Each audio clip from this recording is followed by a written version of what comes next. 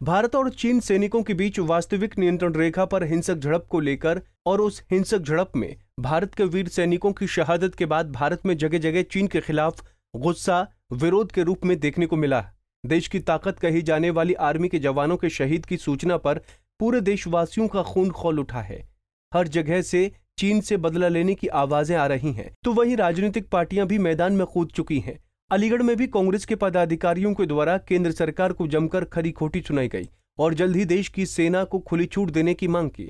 आज कांग्रेस के द्वारा चीन पर हमला बोलते हुए कहा कि ये वही चीन है जो कांग्रेस सरकार में थर-थर कांप जाया करता था, लेकिन अब यही चीन बीजेपी सरकार में हमारी सेना के जवानों को शहीद कर रहा है, लेकिन केंद्र की सरकार इस ओर कोई ध्यान नहीं दे रही। यही कारण है कि आज देश हित को ध्यान में रखते हुए कांग्रेस को आज प्रदर्शन करना पड़ रहा है। साथ ही कांग्रेस पदाधिकारियों ने नारेबाजी करते हुए चीन का राष्ट्रीय ध्वज आगे के हवाले कर दिया।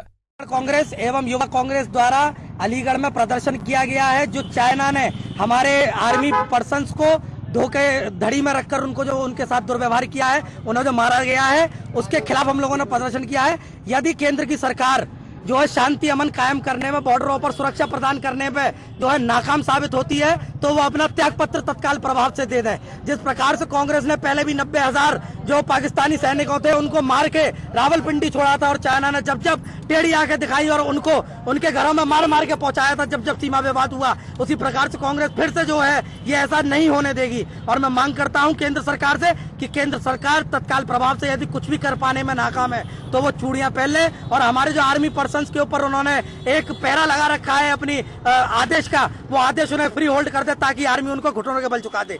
ये हमारी आज मांग है, ये हम लोगों ने आज प्रदर्शन किया है। मैं कुंवर गौरांग देव चौहान, प्रदेश महासचिव, उत्तर प्रदेश युवा कांग्रेस कमेटी। देश का ध्वज है जो आज आपने जमीन पे बिछा, ये आज चाइना का ध्वज है। चाइना के ध्वज को हमने जूतों के तहत रखा क्योंकि इसकी औकात जूतों पे ही रहने की है हमारे। और ये हमारे 2 कौड़ी के जो आस पड़ोस के जो देश है जैसे पाकिस्तान और नेपाल, उनको भड़का के अपनी पर्सनल इच्छाओं को पूर्ण करने का काम करता है। और हाँ, मैं केंद्र के मुखिया हमारे मोदी जी से भी कहना चाहूंगा कि वो ऐसे आंख ना दिखाएं। वो अगर करना चाहते हैं, वो बाइकआउट कहते हैं चाइना के सामान का। चाइना से जो भी चीज हमारे भारत देश में आ रही है उसका आवागमन जो है बंद करा जाए तत्काल प्रभाव से। भारत चीन बॉर्डर लद्दाख में चीन की कायराना हरकत पर पूरे देश में आक्रोश है, तो वहीं लखनऊ के व्यापारियों में भी गुस्सा दिखाई दिया। व्यापारियों ने चाइना की नापाक हरकत के विरोध में चाइना की वस्तुएं, झंडा और राष्ट्रपति का फोटो जलाकर अपना विरोध जताया। वहीं लखनऊ के व्यापारियों ने भी चीनी सामान का बहिष्कार करने का फैसला भी किया और कहा कि इस फैसले पर हम सरकार और सेना के साथ हैं। अगर जरूरत पड़ी तो लखनऊ का एक एक व्यापारी सीमा पर जाएगा।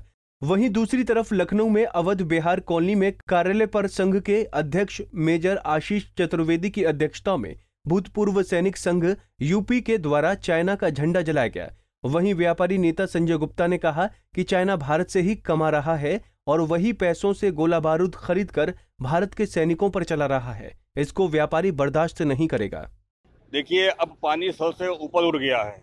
जिस तरीके से कल भारतीय सैनिकों की शहादत हुई है, इस बात को लेकर के प्रदेश और देश के एक एक व्यक्ति का, बच्चे बच्चे का खून खौल उठा है। चाइना हमारे देश से ही कमा रहा है, हमारे देश से ही पैसे का अर्जन कर रहा है और हमारे सैनिकों के खिलाफ ही गोली बारूद खरीद करके उनको शहीद करने का काम कर रहा है। इस बात को अब भारत के व्यापारी बर्दाश्त नहीं करेंगे। आज उत्तर प्रदेश आदर्श व्यापार मंडल के बैनर तले प्रदेश की राजधानी लखनऊ में हम लोगों ने चाइना के राष्ट्रपति के पोस्टर जलाए हैं, चाइना के झंडे जलाए हैं, चाइनीज उत्पादों की होली जलाई है।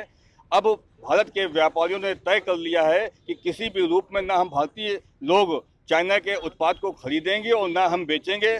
चाइना के आर्थिक नुकसान पहुंचाने के लिए जो कुछ भी हो सकता होगा वो भारत के व्यापारी और भारतीय जनता करने का काम करेगी, क्योंकि हमारे ही पैसे से हमारे सैनिकों के खिलाफ षड्यंत्र रचा जाए, हमारे सैनिकों को शहीद किया जाए, तो ये बात अब देश की जनता किसी भी रूप में बर्दाश्त करने वाली नहीं है।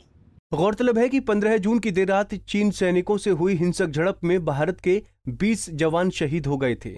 चीन द्वारा की गई इस हरकत का विरोध देश में तमाम जगह हो रहा है। हालांकि चीन के सैनिकों द्वारा की गई इस कायराना हरकत का जवाब तो सेना उसकी ही भाषा में दे देगी, लेकिन इन हालातों में हमें देश के साथ कंधे से कंधा मिलाकर चलने की जरूरत है। पंजाब केसरी टीवी के लिए अलीगढ़ से अर्जुन और लखनऊ से अनिल सैनी की रिपोर्ट।